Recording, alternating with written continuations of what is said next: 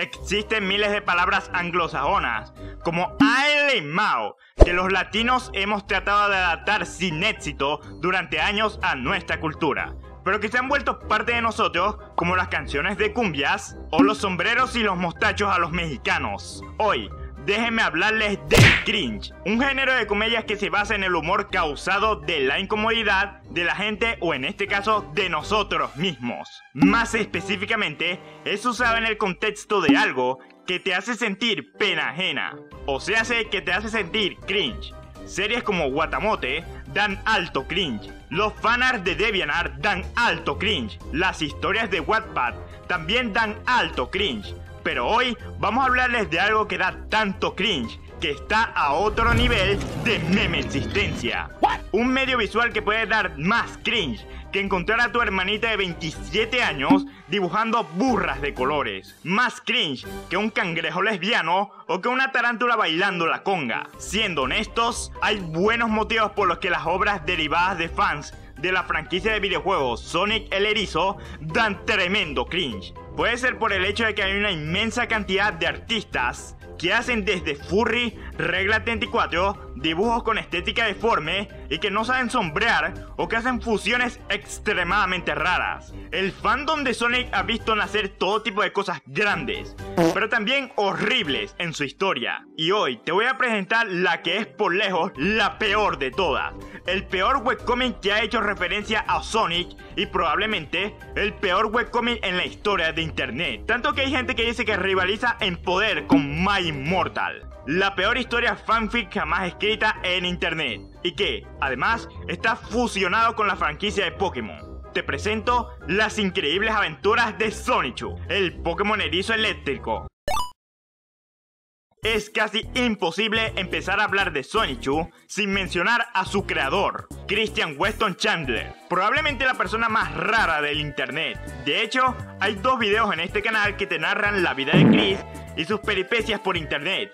Lo puedes ver en la tarjeta que aparece en la parte superior derecha de la pantalla y en la descripción. Pero por el momento, lo que tienes que saber de la persona que creó este cómic es que es la misma persona que en medio internet lleva investigando desde hace más de 15 años, cuya vida es mejor documentada que grandes figuras de la historia de la humanidad. La misma persona que fue arrestada después de haber atacado con gas pimienta a un empleado en un GameStop después de haber vandalizado mercancía oficial de Sonic Boom, en un intento de que Sega invirtiera miles de millones de dólares para cambiar el color de los brazos de Sonic a su color original. Hasta en la propia serie de Sonic Boom se burlaron de ello. Y la misma persona que llevó a su padre de 80 años a su primera cita, en la cual la chica que lo acompañaba fue robada por un hombre en traje de pepinillo. Si esto último te parece el argumento sacado de una serie de dibujos animados, te informo que no, fue real. Que esto te dé punto de partida para lo que vas a encontrar en este cómic, que tiene mucho que ver, de hecho, con el propio Chris. Aviso importante, Chris tiene autismo, en sus propias palabras, de muy alto funcionamiento, y que probablemente pensarás que todo lo que dice este video no es precisamente justificado, pero vamos a dejar claro estos 3 puntos antes de empezar. Primero, el autismo no es una enfermedad mental, es una condición, y en el caso de Chris, no fue debidamente tratado. Segundo, cualquier rasgo de empatía que puedas sentir por Chris es arruinado por el propio Chris, sobre todo en este cómic, empezando por el hecho de que tiene miles de problemas más allá de su autismo, como su enorme y desmedido ego, que le hace decir que las personas con problemas mentales, otros autistas y personas con síndrome de Asperger son monos sin la capacidad de razonar, y que el único autismo que vale es el suyo y que por eso todos tienen que darle un trato preferencial, además de especial. Tercero, lo dicho y mostrado en este video tiene una alta tasa de probabilidad de dejarte así que no me culpes por la cantidad de estupidez que está a punto de presenciar en este video. Habiendo dicho todo para que no me funen por hablar de Chris, empecemos con la leyenda de Sonichu. Sonichu es la obra magna, además de la obra maestra más grande jamás creada por Christian Weston Chandler, que ha sido su pieza más grande de contribución a la sociedad y la cultura. Sin embargo, debajo de la fachada que podemos creer que es el tierno intento de cómic de Chris cuando tenía 8 años de edad, nos encontramos con que dibujó esto cuando tenía 18 años. Y que el universo que debería de tratar sobre su querido protagonista, amigo imaginario e hijo autoproclamado en la historia, Sonichu, lo hizo pasar de ser protagonista a convertirse en deuteragonista, o protagonista secundario, ya que Chris se autoinsertó en la historia y de pronto todo el cómic se fue a la puta, ya que la historia ahora se trataba de las increíbles aventuras que le sucedían a él y sus amigos imaginarios. Y si esto te suena mal, se puso peor cuando se convirtió en un caldo de cultivo para cumplir los deseos de Chris, entre ellos, tener como novia a una chica sin novio y un harem de chicas humanas.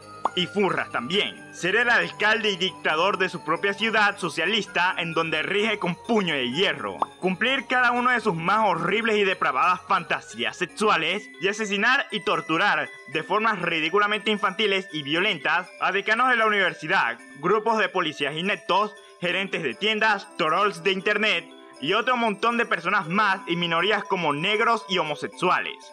Antagonistas que, si aún no te has dado cuenta, son representaciones de personas reales que han sido un dolor en el trasero para Chris durante toda su vida.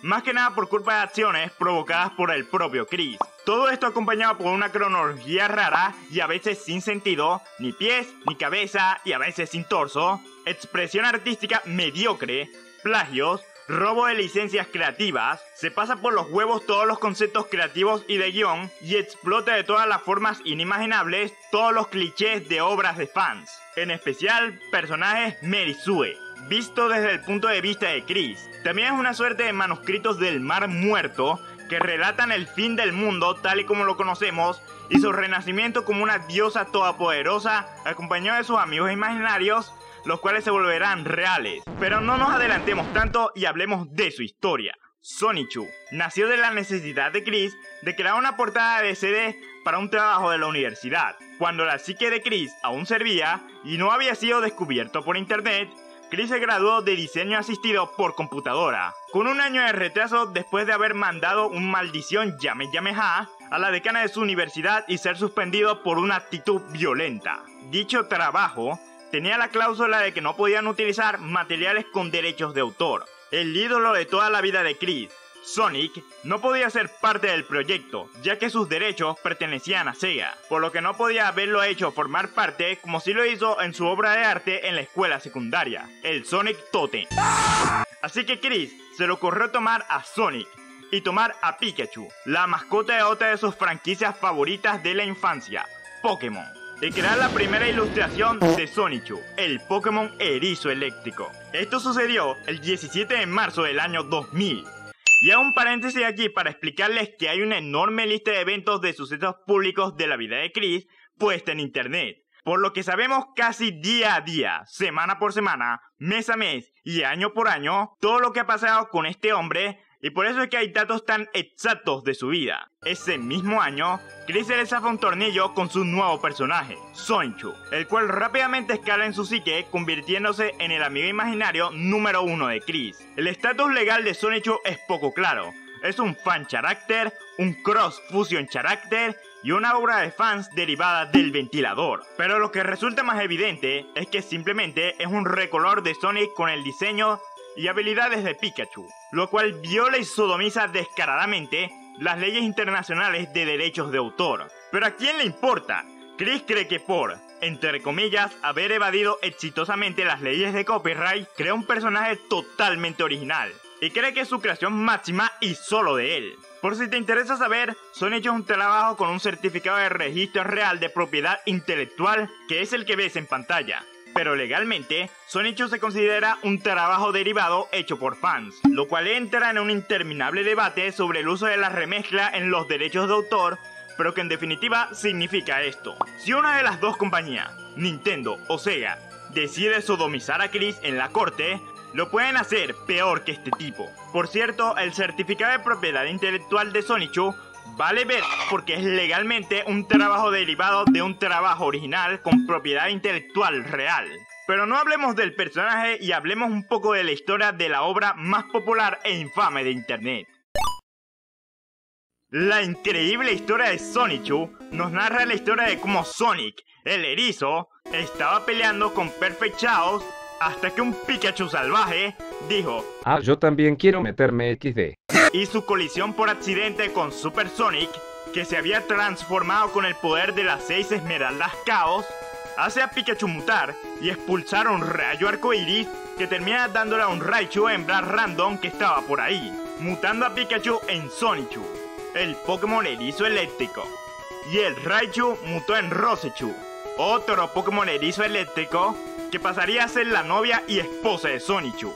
Desde aquí se teje la historia sobre cómo Sonichu se enamora en unas pocas páginas perdidamente de Rosechu, sin ningún desarrollo, y se vuelven pareja, sobre cómo Sonichu se enfrenta a un Zapdos de Renat Notsen Nightseer. Si inviertes el nombre de este personaje, te haces a la idea de quién es. Zep es el rival de Chris, de cómo Sonichu es agradecido por salvar la ciudad por el mismísimo alcalde, Christian Weston Chandler. En este punto, la historia cambia totalmente para mostrarnos una historia sobre cómo Chris se enfrenta a una pandilla de Hercops que lo quieren expulsar de un centro comercial, que por cierto lleva su nombre, el Quick Mall. Por cierto, la traducción más cercana que pude encontrar para estos tipos sería polipendejos. Y sí, representan a la policía que alguna vez lo expulsó del centro comercial, y su líder, Yerchi, o jefe polipendejo, quien Chris derrota convirtiéndose él mismo en Chris-chan Sonichu. Paréntesis, casi todos los personajes que forman parte de Sonichu que sean erizos tienen como apellido Sonichu. Luego nos muestran a personajes sin licencia como Giovanni, líder del equipo Rocket, al Dr. Eggman, antagonista de los juegos de Sonic, al Dr. Bill Swartz, que está directamente sacado de una serie que vio Chris, la representación del rival de Sonichu, Sonichu Negro, la aparición de la épica banda de recolores conocida como el Combo Caótico, compuesto por Will Sonichu, Bubbles Rosechu, Angélica Rosechu, Punchy Sonichu y Maggie-chan Sonichu, todos Pokémon erizo eléctricos, menos Pucci, que es una equidna. Nacidos de huevos producidos por el arcoíris radioactivo que salió de Sonichu y que se crearon en distintos lugares del mundo. Y la épica batalla de Chris, Sonichu y amigos contra la terrible bruja Mary Lee Walsh, que tiene el mismo nombre que la decana que lo expulsó un año de la universidad, y el enemigo más mortífero en la historia del cómic, el Conde Graduó, que puede que sea el personaje más original de este cómic, y eso es decir mucho. Sí, sé que en este punto probablemente he dicho mucho y nada sobre las tramas principales de Sonichu, pero tienes que saber que no hay forma humanamente posible de explicarlo y que quede claro a la primera, por un montón de problemas relacionados al cómic que lo hacen un universo fascinantemente retrasado, al que vale la pena echar un vistazo. O tal vez no.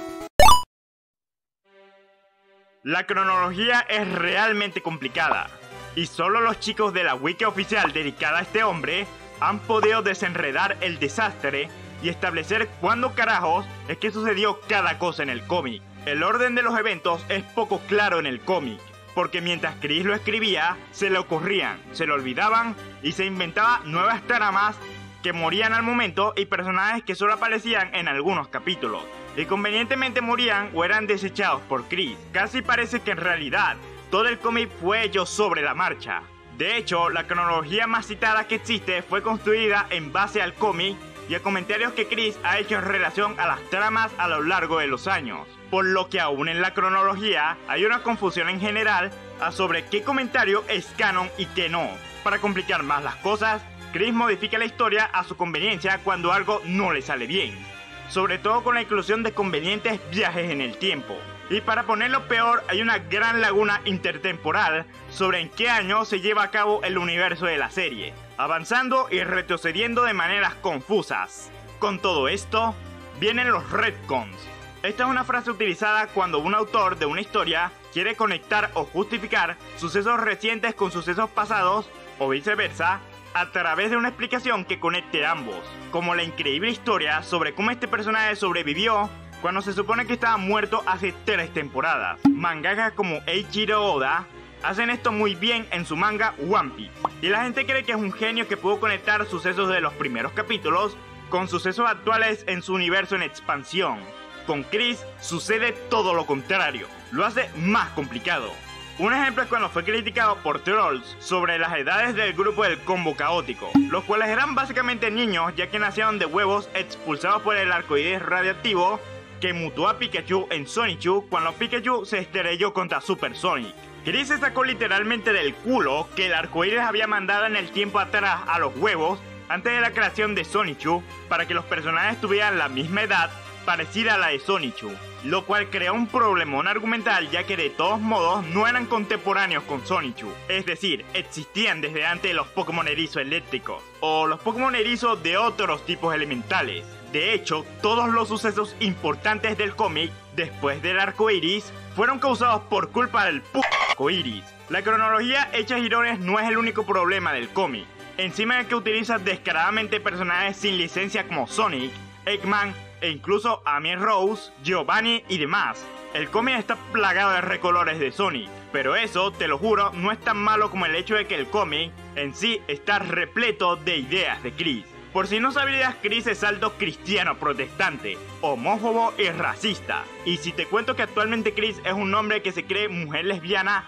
y apoya al colectivo SLGTBQ+, no me creería si te lo dijera. Los homosexuales siempre han sido enemigos en el cómic de Sonichu, hasta el punto en el que Magi-chan, quien tiene poderes psíquicos, vigila a todos los habitantes de la ciudad en la que Chris es alcalde para que todos se mantengan rectos heterosexuales. Y cualquier homo es arrestado y posteriormente asesinado. Como si esto fuera poco, hay un arco únicamente dedicado a encontrar la cura de la homosexualidad. Y se descubrió el gen gay, idea que se incluyó en el cómic inspirado en un capítulo de la serie Padre de Familia. Además, pareciendo una mala broma predecible, el gemelo malvado de Chris, Nightshade, es homosexual. Pero este, al ser un alter ego de Chris, puede verse de algún modo como su lucha contra la homosexualidad reprimida que siente. Esto viene a jugar un papel importante en otra cosa. Todos los personajes en Sonichu son representaciones de algo para Chris. El mismo Sonichu es una representación de su yo ideal o perfecto, cuando el cómic no está centrado en Chris, está centrado en Sonichu, que es básicamente la misma porquería pero con otros atributos. A diferencia de Chris, Sonichu sí tiene una novia que conoció de forma legal, aunque su relación no tuviera un trasfondo creíble. Es guapo, ágil y todos lo quieren. Y de algún modo, a pesar de todos estos atributos positivos, se la sigue arreglando para admirar a su padre Chris por alguna razón. Mary Sue es un término utilizado para describir a un personaje que es tan perfecto que resulta inverosímil, difícil de creer, incluso para el ámbito de la fantasía, y está muy relacionada con fantasías de escapismo y por lo general suelen de ser el alter ego o autoinserción del autor. El personaje de Sonichu y el propio Chris son Mary Sue. El personaje de Rosechu es la idea de Chris de una mujer perfecta, y su idea de una mujer perfecta es ser un saco de cemento con la personalidad predecible de un hombre machista, teniendo intereses como ir de compras, besar a Sonichu y chupar su pepino. Los antagonistas no lo hacen mejor. Mary Lee Walsh era una decana que quería detener el caos que Chris estaba provocando en su universidad y fue convertida en el cómic en una bruja, que luego fue tomada por otros artistas y convertida en una suerte de sucubo sexy gracias a la Rule 34. El Conde Graduón, máximo enemigo del Sonichuverse, sorprendentemente no está basado en nadie en específico, sino que fue concebido como su odio y las malas experiencias en la escuela secundaria, sobre todo su traumática ceremonia de graduación. De ahí el nombre, por lo que no te sorprende saber que el mayor enemigo de un hombre niño es de hecho una metáfora sobre el crecimiento y la madurez. Y todos los malos, todos los que ofenden a Chris, o siquiera quieran estar mínimamente en contra de él en la vida real o en el cómic, son personificados en este, torturados y asesinados. A pesar del racismo de Chris, intenta incluir personajes de distintas etnias en el cómic, además de distintas religiones. Sin embargo, todos los personajes no blancos son unidimensionales y poco relevantes. También lo son todos los blancos y todos los personajes que no sean su fantástico mundo de erizos arcoíris, o el mismo. Pero lo peor está por venir. Aparte del hecho de que Optimus Prime es un gran símbolo de masculinidad para Chris, y que aparece en una página del cómic para acabar con un personaje aleatorio, lo cual lo volvería un antagonista, Chris está obsesionado por ponerla, por lo que dibuja no por en su cómic. Es asqueroso, créeme, ya que Chris utiliza su cómic también para cumplir sus fantasías más carnales. Y no conforme con esto, hay un dibujo corriendo por ahí de Rosechu insertando la espada maestra en Sonichu, y el estilo de dibujo es muy parecido al de Chris, así que eso nos habla mucho del señor anti-homos. Pero todo esto que acabo de mencionar palidece en comparación con el lugar más sagrado que puede existir en el mundo de Sonichu, Un lugar donde las leyes de la física, la existencia, las leyes sociales y psicológicas se desdoblan para favorecer a Chris en todas las formas posibles. Y ese lugar, queridos amigos, es Kristen Weston Charlesville o Quickville.